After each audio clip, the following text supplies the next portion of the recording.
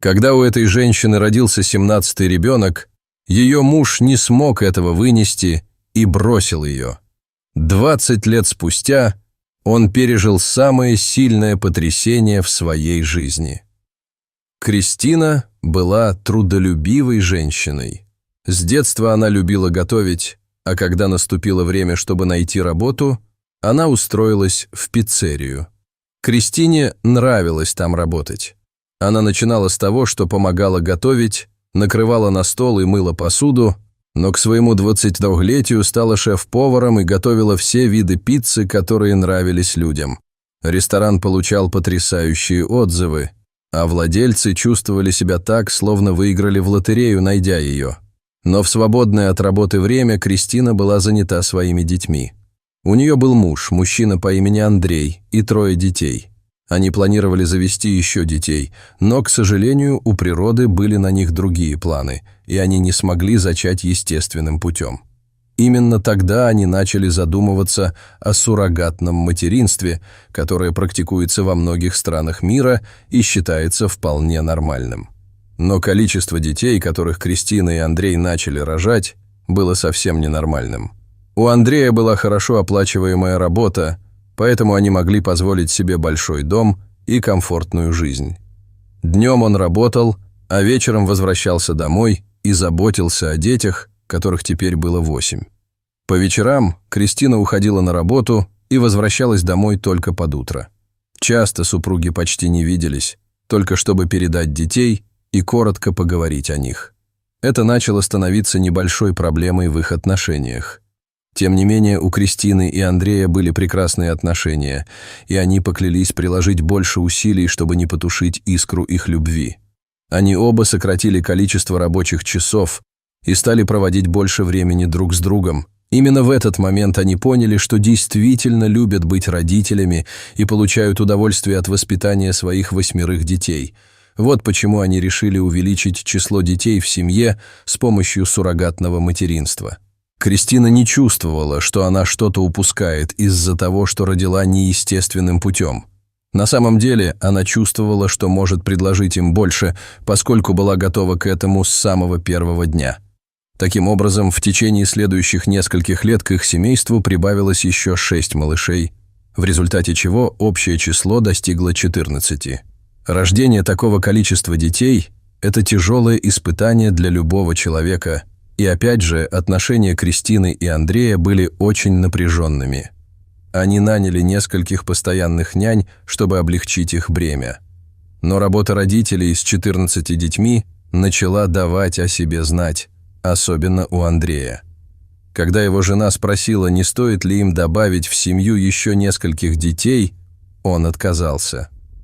Счастье заключалось в том, чтобы иметь большую семью, а он уже начинал чувствовать себя несчастным. Тем не менее, он согласился и благословил Кристину на рождение еще 3 детей, в результате чего общее число детей достигло 17. Стоимость воспитания такого количества детей была ошеломляющей. Кристина и Андрей тратили от 3 до 4 тысяч фунтов стерлингов в неделю только на самое необходимое для всех детей, и это еще до того, как они заплатили нескольким няням, которые им помогали. Помимо финансового аспекта, было трудно найти время, чтобы должным образом растить их и проводить время со всеми. Андрей сказал, что Кристине следует уволиться с работы и присмотреть за малышами, пока он будет работать и приносить деньги. В конце концов, они смогли бы выжить только на его зарплату. Так Кристина и поступила.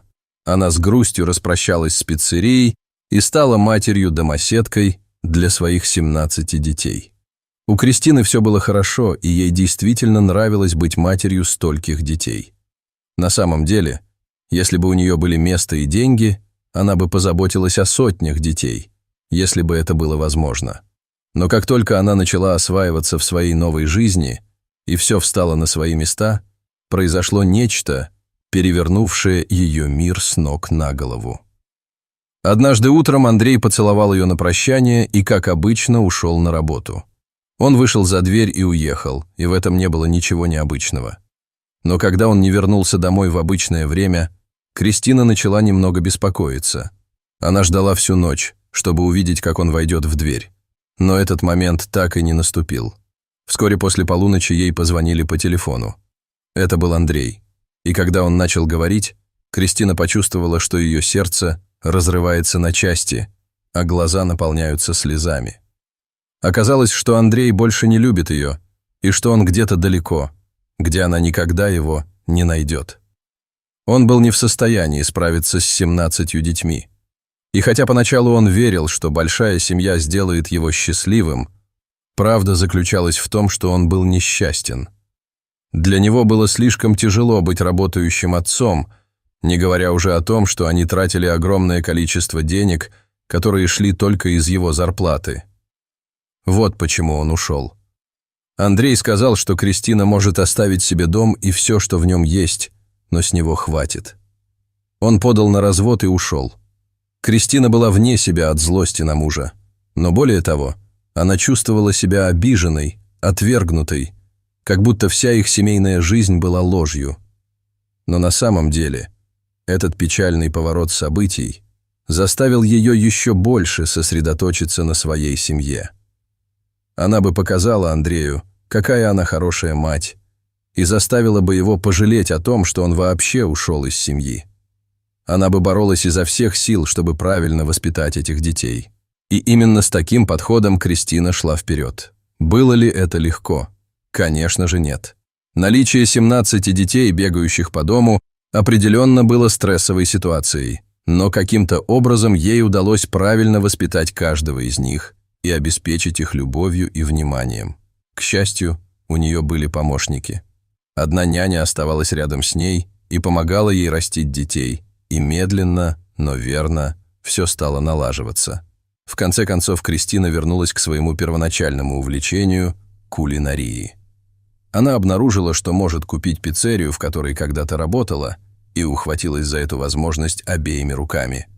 Заведение находилось в отличном месте, и ей просто нужно было немного скорректировать курс, чтобы вернуться на прежний уровень. К тому времени, когда все дети достигли подросткового возраста, Кристина не только добилась успеха в одном ресторане, но и улучшила его, распространив свое влияние на другие заведения в этом районе. К счастью, когда все дети достигли трудоспособного возраста, они начали помогать в ресторанах. Это было потрясающе, и Кристина не могла поверить, что это стало семейным проектом. Она объединила свою любовь к семье со страстью к еде и кулинарии. И результаты превзошли все ее ожидания. Она была не только довольна тем, что делала, но и зарабатывала вдвое больше, чем они с Андреем зарабатывали в месяц. И говоря об Андрее, Кристина почти забыла о нем. Так было до тех пор, пока 20 лет спустя он не зашел прямо в ее ресторан. Андрей захотел поговорить с Кристиной. Он сказал, что скучал по ней и думал о ней и детях. Он спросил, как дела у их 17 детей, но Кристина осталась холодна, сказав ему, что он был трусом, когда ушел от них всех. Некоторые из детей учились на инженеров, поваров, учителей, врачей и даже юристов, и всем этим были обязаны ей. Андрей был потрясен. Он никогда не ожидал, что Кристина или кто-либо из детей будут процветать без него. Но одно было ясно – больше они не нуждались в нем в своей жизни. Андрей был в очередной раз потрясен услышанным.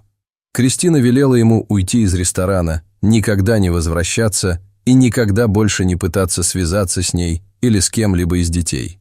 Он бросил их, когда они нуждались в нем, и второго шанса у него никогда не будет. Кристина была сильной и жизнерадостной женщиной, которая очень любила своих детей, и она справилась со всем этим без помощи мужчины. Дорогие зрители, что вы думаете об этой невероятной истории? Смогли бы вы заботиться о 17 детях? Если вам понравилось это видео, то ставьте лайк и подписывайтесь на наш канал. До свидания.